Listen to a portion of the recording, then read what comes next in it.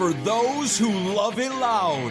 Pantheon Podcast presents Rockin' Pod Weekend, Nashville, March 17th through the 19th. It's a rock convention featuring panels, interviews, podcasts, signing sessions, vinyl, comic books, pop culture, and collectibles. Over 50 celebrity guests, including members of Mr. Big, Tough, Great White, Keel, Winger, Accept, and Twisted Sister.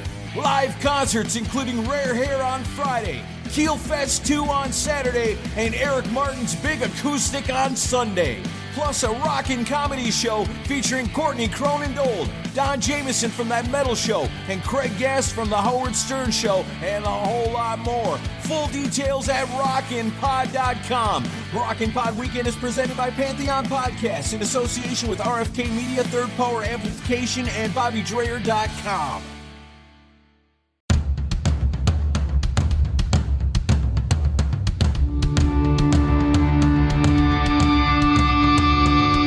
Hey, what's up? This is Sully from Godsmack. Strap on those boots, baby, because you are now in the trenches of the war room with the one and only Mistress Carrie right here on the Mistress Carrie podcast. What's up? This is Joe Rogan, and you're listening to Mistress Carrie. Her hair so lovely, pretty eyes. Hey, this is Brent from Shinedown, and you're listening to Mistress Carrie. Hey, Carrie, go put your bra on, girl. Hey, this is Steven Tyler, and you be listening to the baddest bitch in Boston, Mistress Carrie. What's up? This is Aaron from Stain, and you're listening to Mistress Carrie. Hi, everybody. This is Dave Grohl from the Foo Fighters, and you're listening to the one, the only Mistress Carrie. Hey, this is David from the band Disturbed, and you're listening to the baddest bitch in Boston, Mistress Carrie. Hi, Bruce Dickinson here from Iron Maiden. Yes, indeed, Miss Whiplash herself, Mrs. Carrie, is here to unchain your brain. Hi, this is Flea from the Red Hot Chili Peppers. You're listening to Mistress Carrie. This is Dennis Leary. You are listening to my favorite, Mistress Carrie. Hey, this is Corey from Stone Sour, and you're listening to, you have the privilege of listening to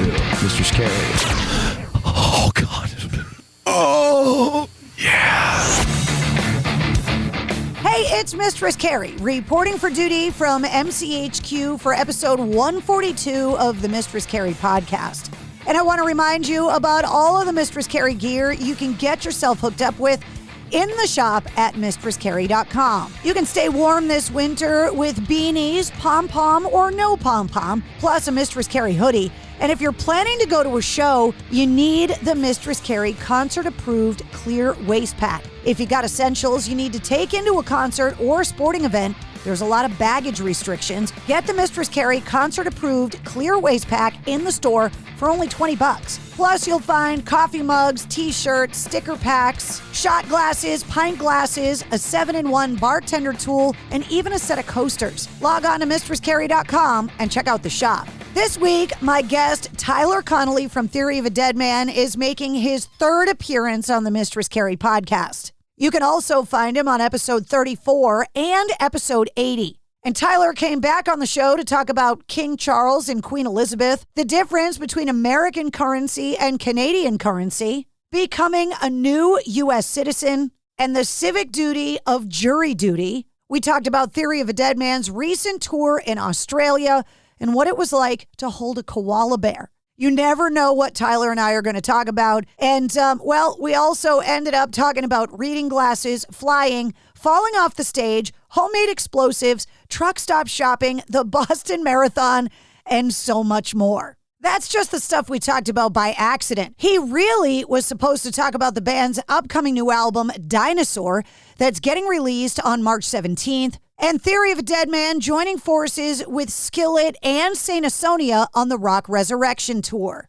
And coming up this Saturday, they've got a stop in Boston at Roadrunner. Get the links on all of that and the corresponding playlist for this week's episode in the show notes of episode 142. So allow me to reintroduce you to Tyler Connolly from Theory of a Deadman. I refuse to be recorded. What's going on? Just another day in the life. I'm home for 1 week. That's it. That's all I get off. I was going to say, I think you're home because you look like you're sitting in a throne. It's just some silly chair I have. You look like King Charles in that chair. It's King Charles now. See, I don't like this upshot. If you live in Canada, which Dean still does, he'll soon be on all of our money now. The Queen's gone. That's right. Strip her from all the cash. You got to hold some of the Queen Elizabeth old stuff because maybe someday it'll be worth money if they're going to phase it all out. Yeah, isn't that? It's kind of creepy, right? The first thing, the Queen's dead. Let's get her off the money. Let's go. Well, what's crazy is that she was the Queen for so long. Like people's entire lifetime, they don't even know life without Queen Elizabeth, and now. I know, it's crazy. I mean, we used to talk about it. We're like, man, when the Queen dies, it'd be like, we'll have a king. It's so weird. It's nuts. I mean, she lived a long life. Yeah. I mean, it's easy to live that long, I think, when you got that kind of money, you know? Yeah, she probably doesn't eat a lot either. She says tea. You get the good health care when you're the Queen. Probably. I'd be interested to see, how, if she feels not well, they're like, boom, she's got the best medicine happening. Secret stuff. When I was in college, we always used to take weekend-long trips to Montreal because you could drink at 18. And we always used to get up there and look at all the weird colored money and be like, this is so weird. And then they started making our money colored. And when you find an American bill now that's not, it's like, wow, that looks weird. When I first started coming to the States, growing up in Canada, that was the first thing I noticed. That I couldn't tell the money apart. All the money looks the same. I can't tell. You can't read the numbers that are in all four corners? I can't read the numbers. I can't do it. Or notice Canada, that the guy in the middle of it's different on everyone.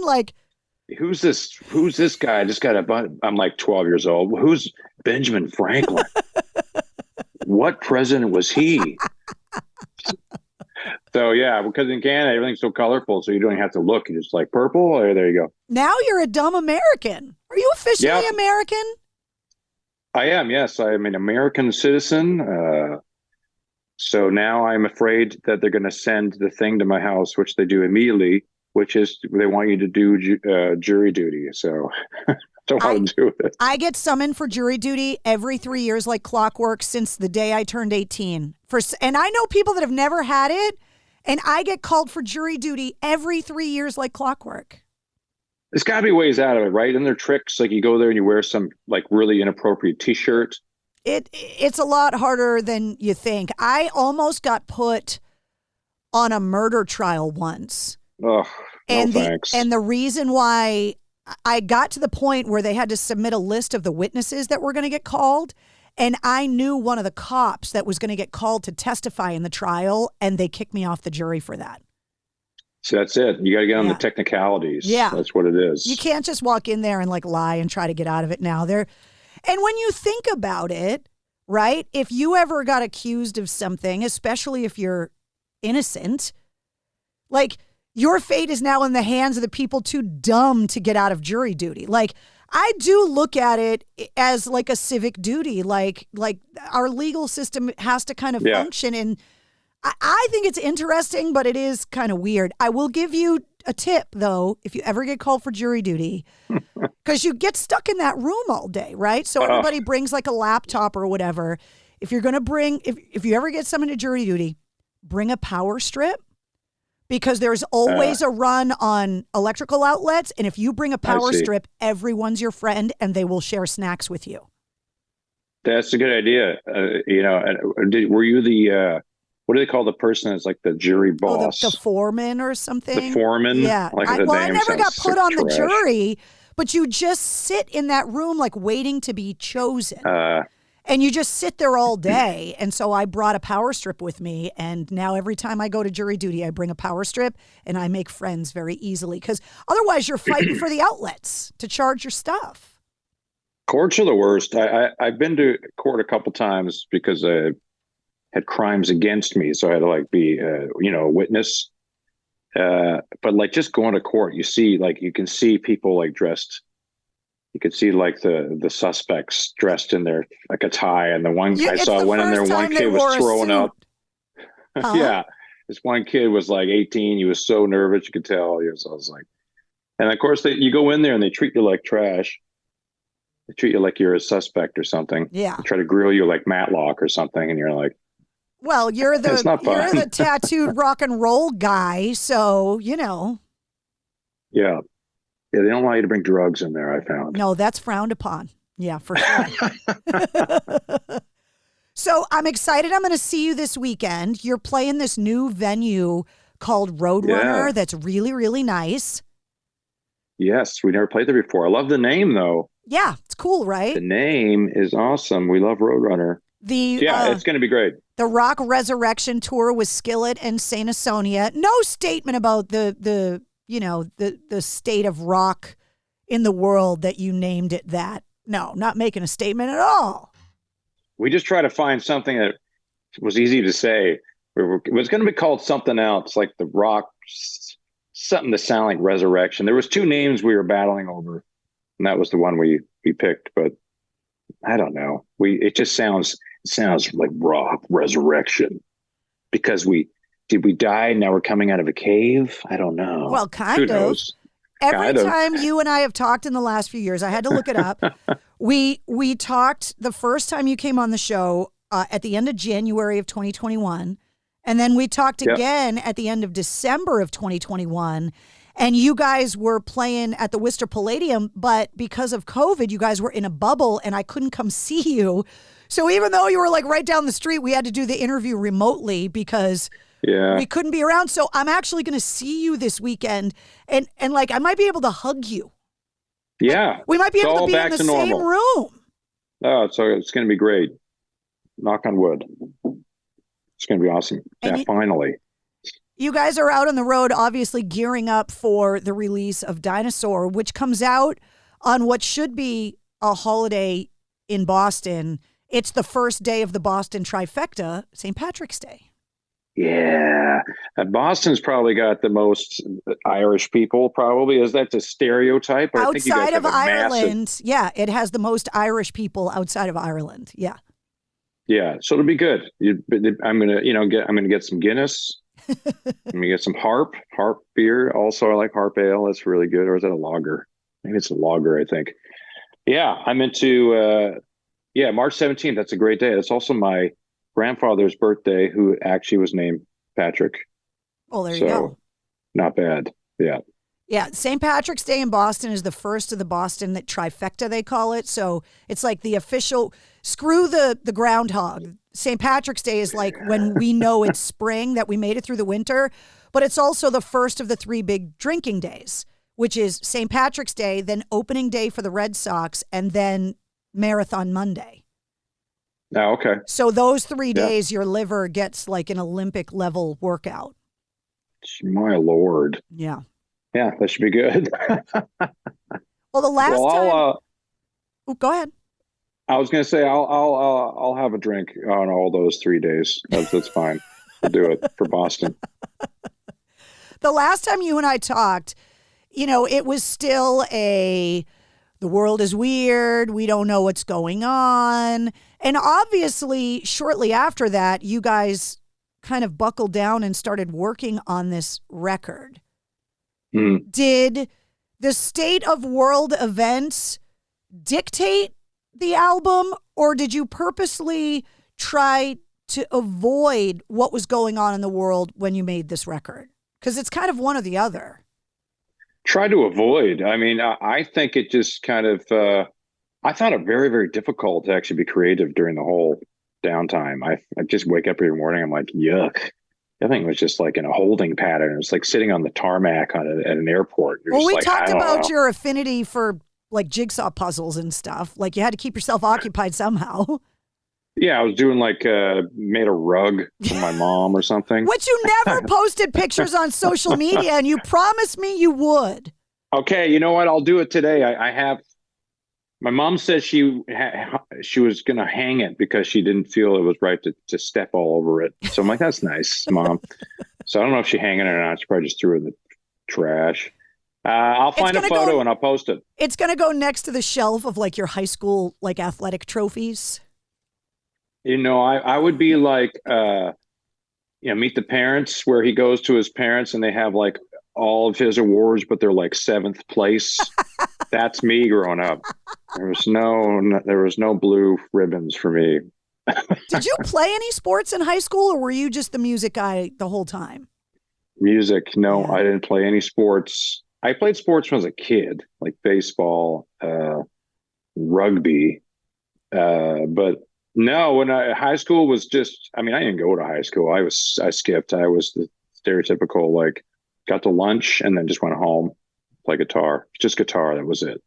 That's all I cared about. This is a public service announcement on the Mistress Carrie podcast. Don't skip high school because you'll end up a life failure like Tyler Connolly from Theory of a Deadman. What do you do when you have kids? Like, if you like really just, like, I barely graduated and I skipped and I just hated school. I still have nightmares once every like year that I didn't make it through high school. Like I failed or something. I'm like, no. What do you tell your kids when they're like, Dad, tell me about it. What should I do? And you're like, you got to go to school. I don't know. I'd be like, well, I didn't really study. You don't really have to. I don't know. Finish what you started. That's what I would say. Finish what you started. That's a good one. Yeah, just finish it. If you started it, you got to finish it. It's a Van Halen song. Yeah, see? Exactly. Yeah. Exactly. You're home resting and then going out on the road, obviously. I stalk you on social media, as I've told you before. I was living vicariously through you while you were in Australia. What was that like? On my bucket list of places to go. So, I mean, I'll go through the bad stuff first. So the bad stuff was we had a show in Hawaii, which was amazing. But it kind of broke up the flying time. So then we flew to Auckland, which is only about 9 hours. But we went to land, and then the pilot did one of these, he floors it at the last minute. And you're like, all right. And then he's like, no worry. No need to panic. It happens all the time. And then he starts circling, and then he comes on. He's like, turns out the plane in front of us took out the landing lights, so we can't land. So we're just going to circle until they fix the lights. So at this point, it was like an hour or 2 hours of circling. People were throwing up. Some lady starts standing up. She's like, her husband's like, so she needs a paramedic. For real, like this is all happening. This lady is like in pain. And of course, we're all just like, this another day for us. This is a movie. Like, this is what happens in the movies, that you're stuck on this plane. Forever. After flying 9 hours, and now we're circling for hours. Then he finally comes on and goes like, yeah, so we're not going to land. We're running out of gas. We're going to go to another city. So we go to another city and we land, and then we refuel. And then, of course, please stay seated as the paramedics. 2 people needed paramedics. Some lady had a panic attack. So we're just sitting there like shaking our heads. And then he's like, okay, well, now we're going to try again. We're going to try to fly to Auckland again. And then we got on the tarmac, and then he finally was like, yeah, Auckland airport is closed. So we're just going to stay here. So we sat at the airport in a hotel for 5 days, had to cancel 2 shows. It's not a great start.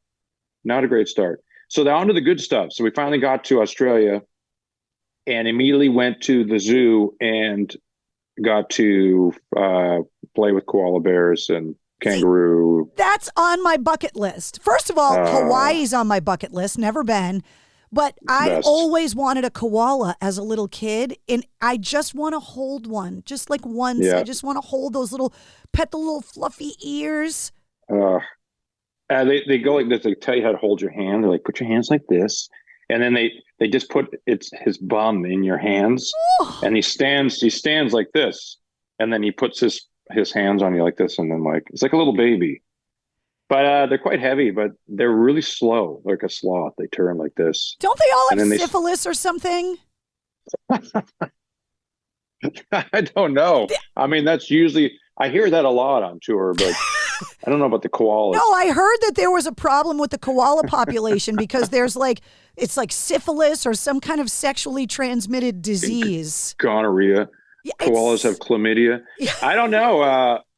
Yeah, but I mean, I tell you, it was crazy. So we did it, and after it was done, we were just 47 years, and I got to hold a koala bear. It's so silly because Australians are like, yeah, no, it's fine. We get it. It's chlamydia. Kangaroos are crazy. I just Googled it. Koalas, a lot of them have chlamydia. Man, I should get checked. Yeah, the kangaroos were scary because the place we went was called the Koala Sanctuary, and it's like a free for all. You just pay your money and then you just walk around everywhere. And they have like little shows, like they have 1:30 they do a dingo thing, and then 2:30 they have the birds, the falcons and stuff, and then but there's just kangaroos. They're like rats. They're just everywhere. They're just like laying on the path, and they're really scary. If you don't know a kangaroo, like you're like, is this thing gonna attack me? This thing could kill me, right? It's got this huge claw like this long on its back feet, and then so at first we were scared to death, but then we found this area where people were feeding them, and they gave us a bag of food, and they're the best. We patted them and fed them, and they're just lazy. They just sit around and just want to lay there, so you just go and pat them, they're fine. I mean, everybody's seen the viral videos of those ones that are super jacked with muscles and like punching people, going after people's dogs. Well, they do this thing where their tail like bounces, so they go up on their tail and then they kick you with their back feet, and then they'll shred your legs. That's what they do. They go up on their tail or something. They stand up. They do like this thing. Yeah, I don't know. I guess if you're Australian and you fight those things, I guess they're like, oh yeah, they'll probably. But yeah, I guess they'll punch you and stuff. I don't know. I think the males seemed a little scary, but it seemed like that they had a female area they were docile. They were totally down to be patted. When you go and see animals like that, especially in like a natural setting, it's very easy to kind of see like evolution, right? Like those were probably dinosaurs at some point. Yeah. Oh, there was some dinosaur stuff there. They had some weird, crazy, looked like an ostrich, but it was supposedly they're super scary and vicious. And same thing, they have some claw they attack you with, like a velociraptor claw. And I'm like, what is that? There's some crazy stuff. They have the platypus is a mammal, but it lays eggs. And it's the only mammal in the world that has poisonous claws. I'm like, what are these things? And a bill like a duck. Yeah, it has a bill like a duck. So they have all these crazy things there. The Tasmanian devils were the best. They're like almost the size like little pigs, but they're vicious. Like they make all these noises, and they just seem like they do want to attack you. Well, everything in Australia is trying to kill you, isn't it? Like literally everything there is fatal. It didn't. The first thing we asked when we got to this thing, where Dean was like, I think they have like anti-venom stuff here. I'm like, they got it, right? They must have it. Because they just let you loose. And there's like these huge spiders just everywhere, just like right here by your head. And we're like, Jesus, and we're filming it. We don't know what it is. I'm like, they have like anti-venom for this stuff, right? I don't know. That's why I tell everybody, I'm like, I'll take the snow. Yeah. Because you don't need anti-venom for snow. That's right. If you grow up, Boston gets cold, man. It's like Canada cold. Yeah. Just not that long ago, it was 35 below with the wind chill. And then like 4 days later, it was 50 degrees and sunny. And it was like Mother Nature is fully just drunk at this point. It just so cold and snowy, and then it's just full floods. Yeah. Because it's just nowhere for the water to go. It just melts. Yeah. Yeah, it's great. It's fantastic. Well, look, you don't get to be uplifting because the title of your album is Dinosaur. The title track of the record is all about exactly what we're talking Extinction? about. I don't know. People ask like what that's about, and they're like, "Is it like what is dinosaur?" I'm like, I don't know. Like, I think part of it is the fact that I feel like a dinosaur now. 22 years we've been doing this, so I don't know. Maybe I was starting to feel old. I noticed after COVID, we got back on tour. Me, Dean, and Dave all had reading glasses. We're like, no way. We all like, take a look at this, and I'm like, we start doing this thing where you read stuff and you do this, and we're like, man, it's all happening. Well, then what is going to happen is you guys are going to be competing over the magnification level. So where are you at? Are you a 1, a 1.5? Like where are you in your magnification of your reading glasses? Oh, I'm barely on. I'm the lowest. So like 1, I think I got 1 or 1.25. I think I got from like Walmart. Dave's got 2s, and they're like binoculars. I'm like, dude, no, these are ridiculous. He's like, oh, what are you talking about? I'm like, the letters are like this big. It's like, no, it's too much. No, I got like the lowest. I don't really need them. I'm just there. I'm just the point where sometimes when I wake up in the morning, I'm like, so I just put them on. But Dave's got them, where you had them on now you carry them on your shirt. Does he got the chains like the old ladies? Oh, I got to get him some chains. That's what I got to do. I wonder if Chrome Hearts. Wonder if they make chains like rhinestone bedazzled ones. Skulls. Yeah, I'm gonna hit those people up. That would be amazing. See them at the merch booth. Yes. They have a Deadman. Pure silver. It all turns green when they go in the shower. Glass chains. But they have skulls you on gotta them, get to so Hawaii. they're metal. You got to do a show in Hawaii where you have like winners, and then you can go. That's what you got to do. Yeah. You got to find out a way to do something where you could do some Mistress Carrie show with a band. Yeah, I never get sent to like the tropical places. Like I get sent to places like Iraq and Afghanistan. Like I don't get sent to like scenic, beautiful, tropical drinks in pineapple places. They don't send me to those places. That's why some of those bands do those the boats, the crew, like the rock cruises and stuff, because they go to like the Bahamas. So you see everyone's on the beach and they're like, "This is amazing." It always seemed to me like a bad idea to put that many metalheads on a ship in the ocean, but every band I talked to said those cruises are an absolute blast. They love them. Me and Dean are not into it. I'm not a boat guy. I would probably have to get a helicopter to take me away. That's literally the only thing that keeps us from doing those is that I am not a boat guy. I've had some bad experiences on boats. So I'm like, nope, not interested in being stuck on a boat. I'd be seasick or something the whole time. Well, it seems like you guys have not had good experiences on planes either. Yeah, we could write a book on, like, we've done the full like landing where we had a plane where the landing gear wouldn't open. Same thing. We just had to circle and circle, and then they had to bring all of the full fire brigade crew on, like, lining the runway for our landing. And we're like looking out the window. They keep you clueless, right? They don't tell you what's going on. They tell you in the beginning, and then they're just like, okay, we're going to try to land. And we're all like, is this it? This is back when, like, you didn't have an iPhone. You had like a Nokia, so you couldn't really film it. So we were just living in the moment. But yeah, we've been on some flights where, like, we've almost hit a plane and stuff. Like, once you fly enough, you have enough stories where it's like, I almost died. So we just got caught in the, what you want to call it, of a 747. I can't remember what they call that, but it crashes planes. I can't remember what they call it. That's like the jet wash or something? Jet wash, yeah. If you get caught in a jet wash, it can like crash your plane. I remember, like, our plane went, I'm like, what's going on? We got caught in a jet wash. I'm 747. I guess it's bad. I don't know. That's why that scene in that movie Almost Famous is so funny, where they all think they're going to die, and the guy's like, I'm gay! And I'm gay! And then the plane is fine, and everybody's like, all right, that was kind of awkward. Like, let's just... Can't take that back. Yeah. No, I definitely had so many of those near-death experiences. You know, it really makes you tougher. Build a callus there. Yeah. You know, it's not... Well, it seems to be just as dangerous for you guys to be on stage, too, because it comes up all the time on the show about the on-stage injuries, falling off the stage, especially, like... Done it, yeah.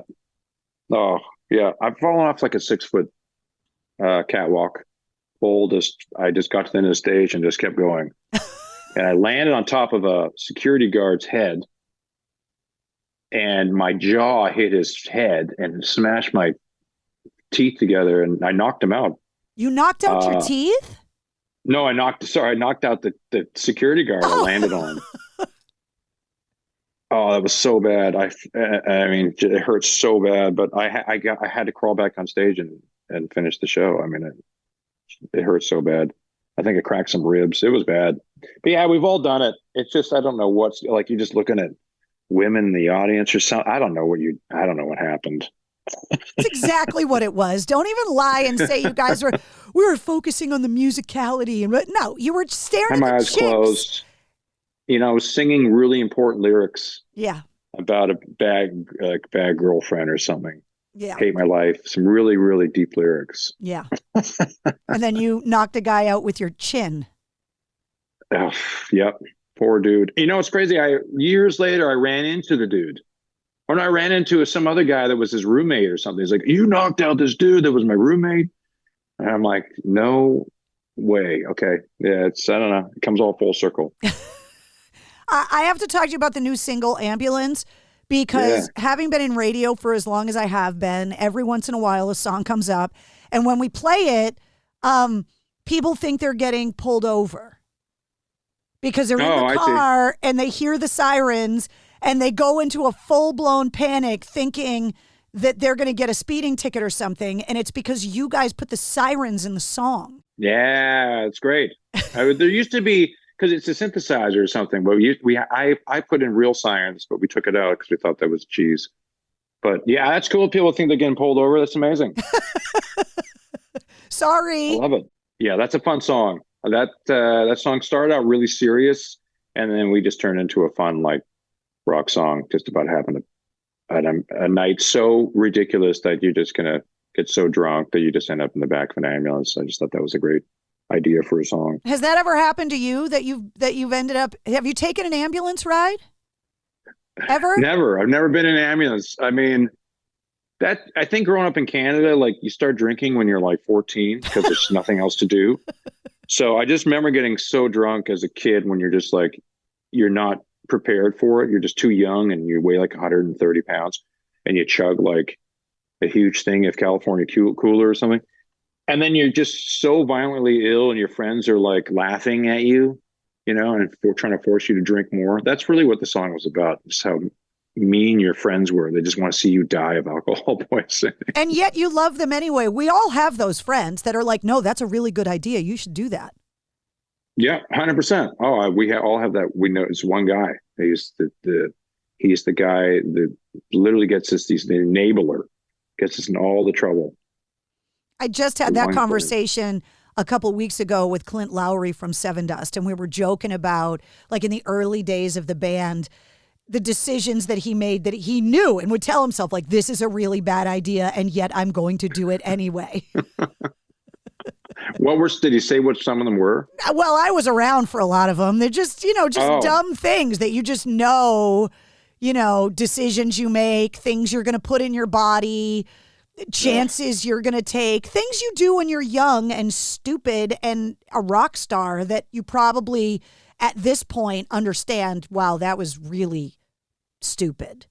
Oh, yeah. Well, we used to get these homemade fireworks from this one radio station outside of Chicago, and they were bombs. I mean, they were like half sticks of dynamite. The guy made them. He gives us a bag. And then we got like this moonshine from a fan. And so we had fireworks and moonshine. And we were playing a show in West Virginia. And after the show, we started giving all the people there moonshine. And we would you'd take like one of those big, whatever it was, 45-gallon drums. And you put the thing underneath and you light it. And the thing would shoot up. I'm not kidding, like 30 or 40 feet in the air. This metal drum. And everyone was like, hey, that's how we do in West Virginia. And we're like, what? We brought the fireworks and the moonshine. They weren't just fireworks. They were homemade explosive ordnance. They were definitely like blow your arm off. They were definitely illegal. And I know we kept them in the pantry on the tour bus. This is so illegal.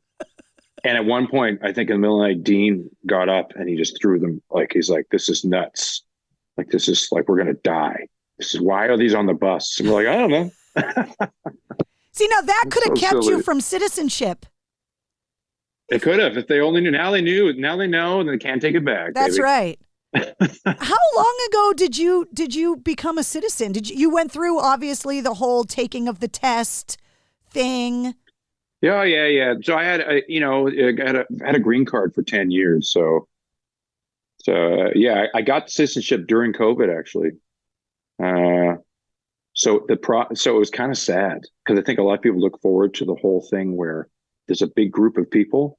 So you go in with this huge amount of people and at the end, you all cheer or something. Yeah, you take the oath and you know, it's for people, especially, seeking asylum from, I mean, you came from Canada, let's be honest, like Canada's nice, but like if you're coming from a place that's really dangerous and you're, seeking asylum, finally getting that citizenship, working for years, because obviously our immigration system doesn't function as quickly or as efficiently as it should, that day is a huge deal. Oh yeah, for a lot of people, like I can imagine even living, and I did it in Los Angeles, so you can imagine all the families and stuff in Yeah. Los Angeles getting citizenship. I'm like, go, I've been living here for years, but it kind of was sad because it was during COVID, so they had it set up like the DMV, where you had to go in one at a time. Oh. So you go into this room, and it was like it was just like you go up to next, and it was just like the DMV was a guy at a window, and he was like, say you got to say these things or whatever, and you're like, you're now a citizen of the United States, and he's like, there you go. And I'm like, I mean, usually people dress up, they wear a suit, yeah, it was very underwhelming. I was kind of sad, but it was fine. Are you still a Canadian citizen too? Do you have dual citizenship? Yeah, so America doesn't like you keeping other citizenship. They ask you to like get rid of that, but I never will. Like I can't. I'm a Canadian. I was born in Canada. You can't get rid of your Canadian citizenship if you were born there. Like that's like you can't get rid of it. I wouldn't denounce that. Plus, your parents would probably get pissed. Parents would be pissed. They do ask you, unfortunately, when you get your citizenship, they ask you all these questions, under oath, and you have to say yes to all of them. And one of the questions is, will you take up arms against all other countries, including Canada? And you have to say yes. And I'm like, yes. So I'm like thinking, I'm like a war against my family. Like, sorry. But I met this guy who was my golf instructor. He was from Sweden, and he was getting his citizenship. I'm like, oh, I just got mine. He's like, oh, really? Oh, yeah. So what's the process? I'm like, oh, you have to denounce like Sweden. He's like, no. I'm like, yeah, no, you have to. He's like, no, you don't. I'm like, no, dude, I'm telling you, I just did it. You have to like swear that you will actually take up arms and fight other countries on behalf of America, including Sweden. He's like, he started panicking. He's like, oh, I'm not going to do it. I'm not going to do it. I'm like, well, I'm just telling you. If you say no, they'll say bye-bye. Right. You have to do it. All that studying of the amendments is down the drain. Yeah, the 100 questions they can ask you, like how many senators are there? And it's like all these questions that not even Americans know. Yeah, they ask you all these crazy questions, like how many years can you someone in the House of Representatives is voted in for? You have to know all that stuff.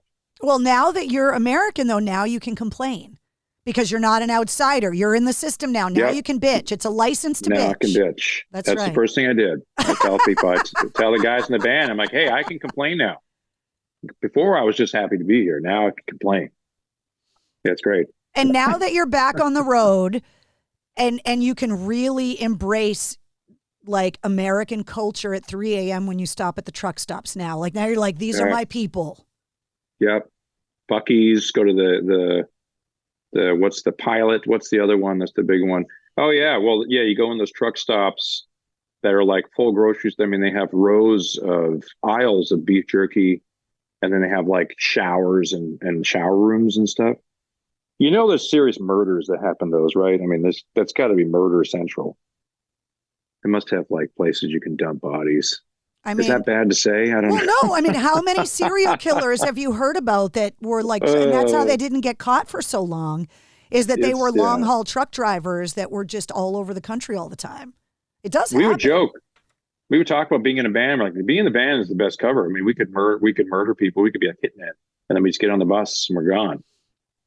No trace. Until somebody on a true crime podcast is like, don't you think it's strange that these 12 murders all happened to Theory of a Deadman fans? Yeah, oh God. Yeah, we never murder our fans. But yeah, it happened in the city. Yeah. Every date of the Rock Resurrection Tour had one of these mysterious murders. Yeah. And there were only traces of beef jerky left behind. Yeah, there's the beef jerky and 3-day-old hot dogs, corn dogs. Yeah, I don't know how people survive with that. There's some nasty food in those places. Well, I'm super excited that I'm going to see you soon. Like to actually be able to be in the same room. It's been really nice to be able to keep in contact with my friends this way, but I miss being able to hang out. Yeah, there's definitely the Zoom thing is cool, but yeah, I'm looking forward to seeing everybody again. Tour's going to be great too. We're really excited for this tour. I think that show is either sold out or close to it. So. Yeah, it doesn't surprise me that there might be like 3 tickets left. It's going to be awesome. Well, I'm excited to see you. I cannot wait to hear the rest of the record. The songs I've already heard are awesome. Yeah, thank you. Yeah, it's great. I think if you like Amos and Dinosaur, there's quite a few. I'm excited for people to hear it. Well, between now and then, can you just, please don't murder anybody? We'll try not to. I can only speak for myself. That'd be crazy if I ended up on a jury duty and it was someone in my band they caught murdering people at truck stops on tour. Like, Dave? I have to recuse myself. I know the murderer. Well, you're going to be playing a show where the birthplace of America, right? Like the revolution, all of it, so we can celebrate your citizenship when I see you at the show. Yes, and we can drink some green beer. Yeah. Well, no, it won't. St. Patrick's Day is a few weeks away. They haven't busted out the green beer just yet. Right. It's like the one day, like, it's hard to put green food coloring in a Guinness. It doesn't really do much. No. It's black. It's not going to turn any color, but blacker. Yeah, exactly. That's good. I love it. All right. So I got to ask you one more question before I let you go. Yes. We were talking about the 3 drinking days in Boston, the Boston trifecta, the third being Marathon Monday. I know you know the guys from Seven Dust because you guys it all came up together. John Connolly, by request of Mark Tremonti for his nonprofit, is running the Boston Marathon this year. Yes, I heard that. That's crazy. So John Connolly also spelt the same as my name, Connolly. Are you guys related?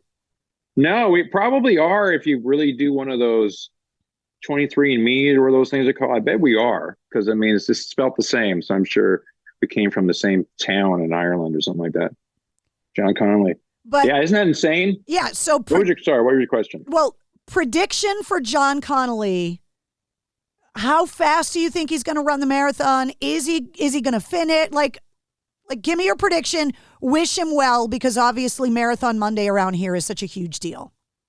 I mean, I would never, ever bet against anybody in Seven Dust. Those guys are, like, we'd always talk about, like, if there's one band you never want to fight, it was Seven Dust. For real, we'd have that conversation. What's one band you never want to get in a fight with? We're like, Seven Dust. So he's in great shape. So I'm going to say, yeah, 100% he'll finish. How long?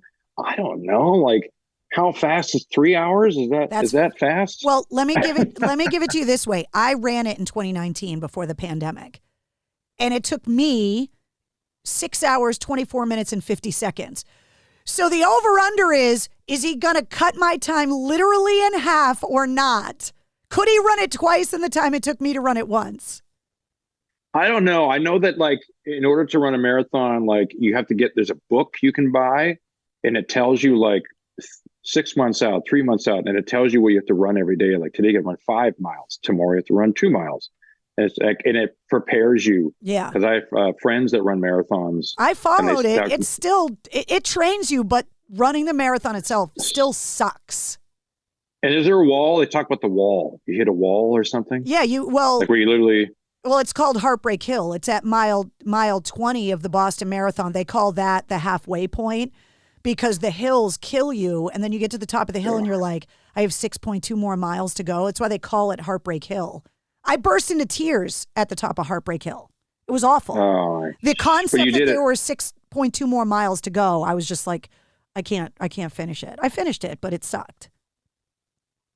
But how great did you, when you were done, where you were just like, holy crap, that's amazing. Oh, it's unbelievable. Wait, hold on. Let me open the chat for you and I will show you this photo here so you can relish in my agony. Where is that thing? I just had the picture. What are the people that actually, like, compete in it, run it in? The people that run it do it just over 2 hours, like 2 hours. I think the record's like 2:03 or something. Like 26.2 miles. Because to run Boston, you got to qualify, right? And my finishing time wouldn't qualify an 80-year-old woman for the marathon.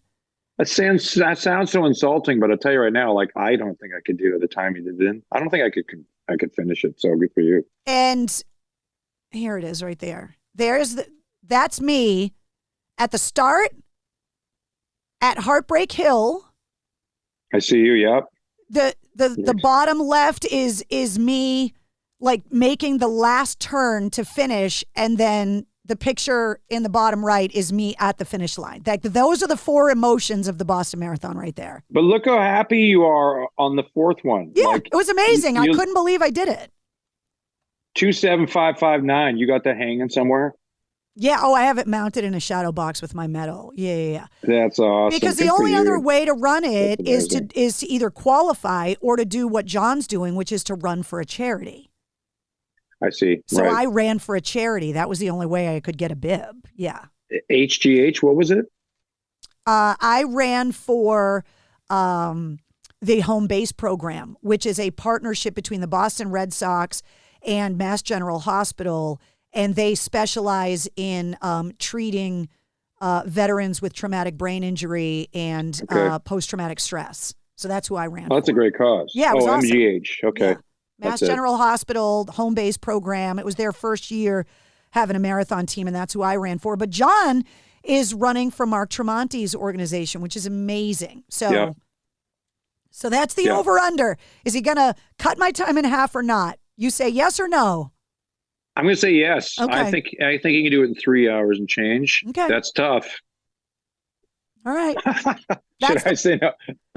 That's the prediction. I'm collecting predictions leading up to Marathon Monday. Let's see. I'll have to root him on. That's crazy. I've done a quarter marathon. Let me just put it. That's the most I've ever done, and it was easy. Yeah. But still, that's all I've done. Yeah, I'll never do it again. I'm glad I did it. I'm retired. I hung up my sneakers. That's amazing. Good for you. That's awesome. There he is, Tyler Connolly from Theory of a Deadman.